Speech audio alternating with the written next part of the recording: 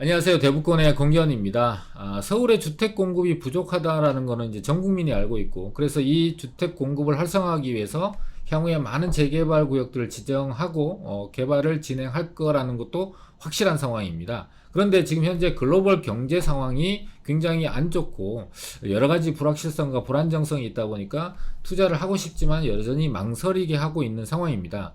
자, 그런데 이런 상황에도 불구하고 나중에 이제 이 분위기가 호전되고 나면 투자할 수 없다라는 생각에 선점해서 이런 재개발 가능성이 높은 지역을 투자를 적극적으로 임하시는 분들이 상당히 많은데요.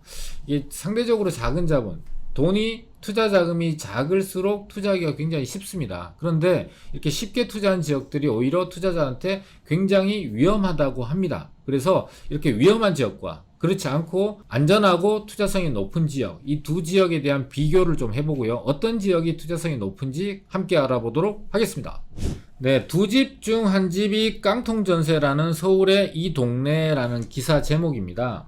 스테이션 3라는 곳에서 서울의 신축 빌라의 전세 거래를 전수조사한 결과 상반기, 원래 상반기니까 1월달부터 6월달까지 전체 전세 거래에서 21%가 전세가율이 90%가 넘는 걸로 집계가 된 거예요. 전세가율이 90%가 넘는 거를 이제 깡통 전세라고 일명 부르죠.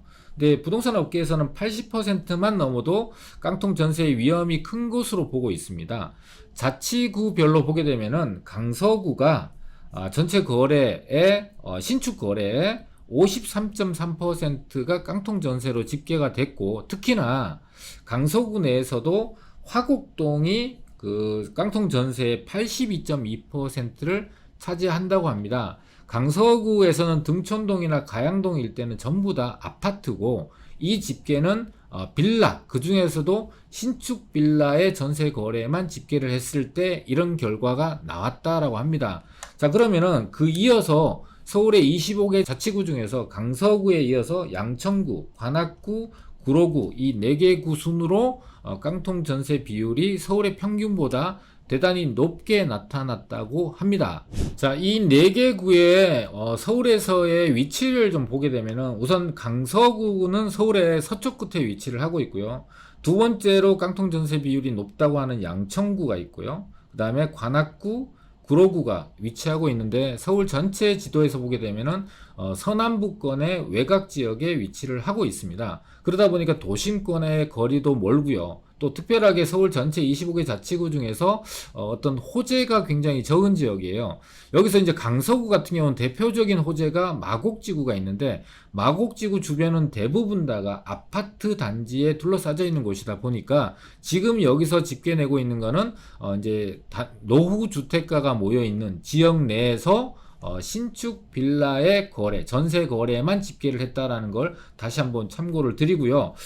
그 밑에 보면 이제 반면에 노원구나 용산구, 중구는 깡통 전세로 분류된 거래가 단 한 건도 없는 것으로 나타났다라고 합니다. 이 노원구는 위치가요, 서울의 동북쪽 가장 외곽에 위치를 하고 있고요. 그 다음에 용산구는 서울의 정중앙에 위치를 하고 있죠. 중구도 서울의 중앙에 위치를 하고 있습니다. 그래서 여기서 보면은 앞서 이제 이 깡통 전세가 많은 강서구, 양천구, 구로구, 관악구처럼 이 노원구도 사실 외곽에 위치하고 있는데 여기는 왜 깡통 전세가 거의 없느냐라는 부분 그 뒤에 이제 설명을 드릴 거고, 당연히 이 중구와 종로구는 서울의 가장 도심권에 위치를 하고 있고 교통망도 좋고 호재가 많다 보니까 이런 지역들은 상대적으로 매매 가격이 상당히 높고요. 전세에 비해서 전세가율이 상당히 낮은 곳이다 보니까 깡통 전세 비율이 한 건도 없다라고 나타난 것이죠. 그렇다면 노원구와 중구, 용산구는 왜 단 한 건의 깡통 전세가 없는 걸로 집계가 됐는지 좀 자세하게 알아보게 되면은, 노원구 같은 경우는 지도상에서 서울의 동북권 가장 외곽에 위치를 하고 있고요.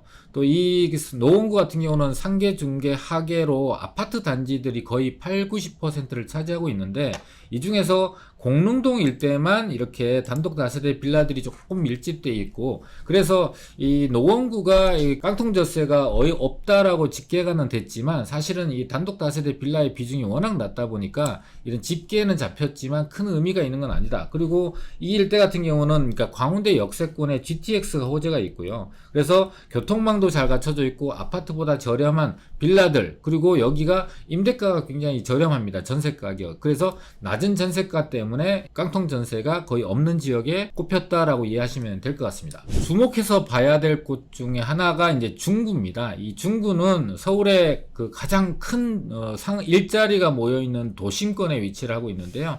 이 중구의 절반 이상은 남산과 이 상업지역이 차지하고 있습니다. 그리고 나머지 지역이 이 주거지역인데, 주거지역이 전체 중구에 비해서 차지하고 있는 비중들이 상당히 작죠. 그리고 이 입지적으로 보게 되면은 서울에서 가장 일자리가 많은 3도심 중에서 이 도심의 접근성, 도심을 따라서 상업지역을 따라서 주거지역이 이렇게 길게 늘어서 있는 상황이다 보니까 도시 일자리의 접근, 직주 접근성이 굉장히 좋습니다. 그리고 이 일대는 교통망이 거미줄처럼 잘 갖춰져 있기 때문에 이 도심의 접근성도 좋지만 강남 접근성이라든지 용산 접근성이라든 이런 다양한 지역의 접근성도 상당히 좋고요. 또 이 도심권에 인접해 있다 보니까 용산 개발에 간접적인 영향도 받고, 또 서울시장이 앞으로 도심권, 낙후되어 있는 이 도심권들을 향후 중장기적으로 발전시키겠다, 개발하겠다라는 2040 서울시 도시 기본계획을 발표를 했는데,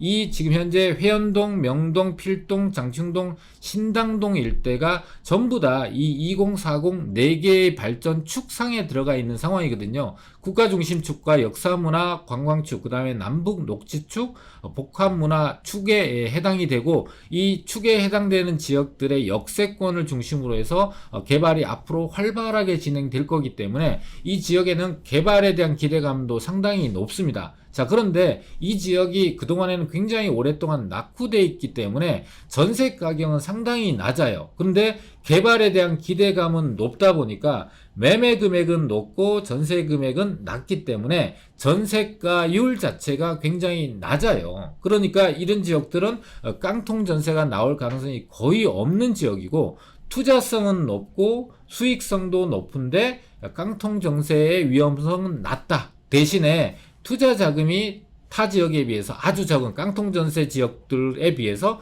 투자 자금이 상대적으로 많이 들어간다라는 특징을 갖고 있습니다. 두 번째 지역은 용산구입니다. 용산구는 워낙 많은 호재와 개발에 대한 얘기들이 그동안 오랫동안, 또 최근에 오세훈 시장이 용산국제업무지구에 대한 얘기도 이제 발표를 하게 되면서 관심이 더욱더 높아지고 있는데요. 자, 용산구의 행정구역을 좀 나눠서 보게 되면 이렇게 다양한 구역들로 나눠져 있는데, 이 중에서 남산과 공원을 제외하고요. 그 다음에 서울에서 용산구 내에 업무타운으로 개발되는 지역들을 빼고 나면은 나머지 지역들 중에서 이 한강변에 있는 지역들은 전부 다 아파트 단지들이죠. 그 다음에 한남뉴타운은 너무나 비싸죠. 빌라 하나가 23억이 넘고 있는 상황이고, 전세는 3억이니까 현금 20억, 전세가율은 말할 필요도 없이 형편없이 낮은 지역이죠. 그 다음에 이태원동 위에 같은 경우는 대기업 총수들이 살고 있는 단독주택 300억, 500억짜리가 있는 곳이고요. 해방촌 일대가 있고, 해방촌 일대가 남산과 공원 사이에 위치를 하고 있고, 서우암동도 개발구역이고, 서계동도 개발구역이고, 청파동 1가, 청파동 2가 지역들도 최근에 개발구역으로 지정이 됐고요. 원효로 1가 같은 경우도 지금 현재 역세권 시프트를 진행하고 있고, 용문동 일부 같은 경우도 이제 도심 공공주택 복합사업 후보지로 선정이 되어 있고요. 한강로는 개발이 완료가 되어 있는 상황이다 보니까 지금 이렇게 표시되어 있는 지역을 빼고 나면은 사실은 현재 상대적으로 작은 자본, 용산 내에서 상대적으로 작은 자본으로 투자할 수 있는 데가 후암동하고 청파동 3가하고 도원동과 용문동 일대 조금 하고 원효로 3, 4가 정도, 요 한 4군데 정도만 현재 투자를 할 수, 효창동까지 5군데 정도만 투자를 할 수 있다라고 볼 수가 있는데, 자, 이런 지역들은 워낙 초대규모의 개발 호재들이 많다 보니까 가격이 굉장히 높습니다. 가격이 높고 전세가율은 상당히 낮다 보니까, 전세가가 낮다 보니까 이 갭 자체가 전세가율도 상당히 낮게 형성이 돼 있고, 그래서 깡통 전세가 도저히 나올 수 없는 곳 중에 대표적인 곳이라고 할 수 있습니다. 자, 여기서 앞서 우리가 이제 그 전세가율이 너무 높아서 깡통 전세의 위험한 지역으로 이제 한 4군데 지역, 그 다음에 깡통 전세가 단 한 건도 없는 3군데 지역 중에서 우리가 주목해야 될 중구와 용산구에 대한 얘기를 해봤는데요. 자, 그럼 이 두 지역의 차이점들을 좀 보게 되면은, 일단 우리가 이제 개발이 될 가능성이 높고 투자성이 높은 지역을 투자할 때, 빌라를 투자할 때도 매매 가격에서 전세 가격을 뺀 차익만큼 갭 투자를 하게 되는데, 이 갭 투자의 금액이 이제 큰 지역이 있고 갭 투자 금액이 작은 지역이 있어요. 상대적으로 봤을 때 투자 금액이 작을수록 쉽게 투자하지만 이런 지역이 앞서 보셨다시피 좀 위험하다라는 평가를 받고 있는데요. 이걸 좀 구체적으로 항목별로 좀 나눠서 보게 되면은, 일단은 이 이제 매매 가격이 이제 갭 투자 금액이 큰 지역과 갭 투자 금액이 작은 지역으로 나눠 볼 수 있는데, 일단 큰 지역과 작은 지역으로 나눠서 매매 가격이 작은 지역은 저렴하죠, 당연히. 그리고 매매 금액이 이제 갭 투자 금액이 큰 지역은 매매 금액 자체가 높습니다. 전세가율이 높고 낮고 투자 금액이 1억 이하, 2천만원, 3천만원, 5천만원 정도로 갭 투자 금액이 적은 지역이 있고, 개발 호재가 많아서 투자성이 높은 지역들은 투자 금액이 3억 정도 이상, 최저가 3억 정도니까요. 3억 정도 이상 들어가고, 이게 투자 금액이 작다 보니까 투자 장벽 같은 경우는 쉽게 투자를 할 수 있다. 반대로 이런 호재 중심에 서 있는 지역들은 투자하기가 어렵고 좋은 매물을 찾기도 어렵다라고 볼 수 있는데요.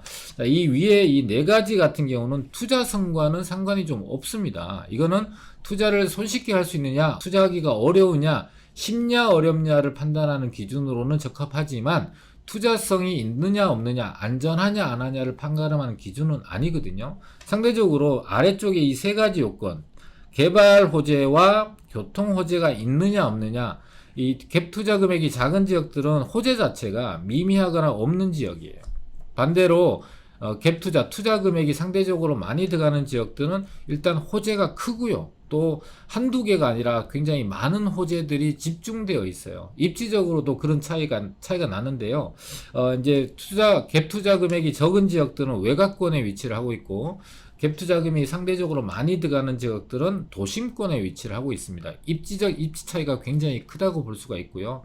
또 2가지, 3가지 요건에 의해서 안전성 면에서 이 갭 투자 금액이 적은 지역들은 안전하지 않습니다. 위험하죠. 반대로 투자 자금이 많이 들어가는 게 자체가 사실은 두렵지만, 이런 지역들이 오히려 안정성은 굉장히 높다라고 볼 수가 있습니다. 자, 그래서 기준을 정할 때 이렇게 투자하기가 쉽냐 적냐를 따지는 게 아니라, 투자의 목적은 투자성, 투자 수익을 얻기에 가능성이 높으냐 안 높으냐를 제대로 봐야 되는데, 그 기준은 아래쪽에 있는 3가지 기준이고, 이 3가지 기준에 의한다면 상대적으로 투자 자금, 갭 투자 금액이 좀 많이 들어가지만 확실하게 입지가 좋고 호재가 있고 그 다음에 안전성까지 있는 이런 지역들을 투자하는 것이 훨씬 더 투자 긴 안목으로 봤을 때 제대로 올바른 방법으로 투자하는 지역이다 라고 구분할 수 있습니다.